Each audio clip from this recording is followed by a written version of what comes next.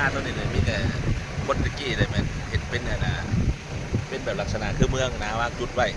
ตัวนี้เลยเห็นเป็นเมืองไว้ผมหมายเห็นเป็นเมืองมีศิลาจรึกในพงหน้านี่แหละแก้วเพชรจินดาแหละพังมาอยู่นี่ก็หลายมีประวัติอยู่ประวัติมีห้องอ้อยอะไรจะทำอยู่พาไปเบิกเด้อได้ไหมเจ้ามีเป็นตาเป็นเมืองอยู่ได้มันเพียงครับเนาะหน้าทุ่งใหญ่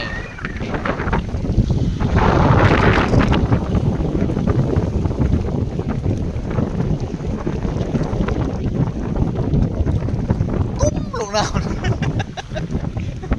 ำสัตว์เอาลองเปิดดูเปิดว้าวดู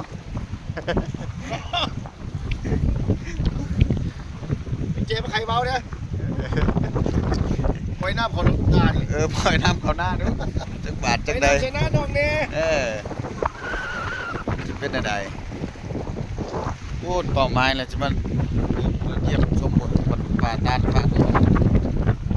จะได้บอกแขกคุณโก้โอ้วันนี้บรรยากาศดีนะวันนี้นะมาโซ่หากินหนูให้หนูนะเซนเตอร์พี่น้องเลยมันเป็นต้มไก่กับพี่ลากเป็ดมา3 โล 3 หลังเลยเสือเลยได้เจอกันสิมันอยู่เนาะวันนี้เนาะเราขาวเสาคู่เนี่ยบางยามันมีแฟนหนีเลยก็ได้นี่เป็นแฟนหนีเลยแรงเอา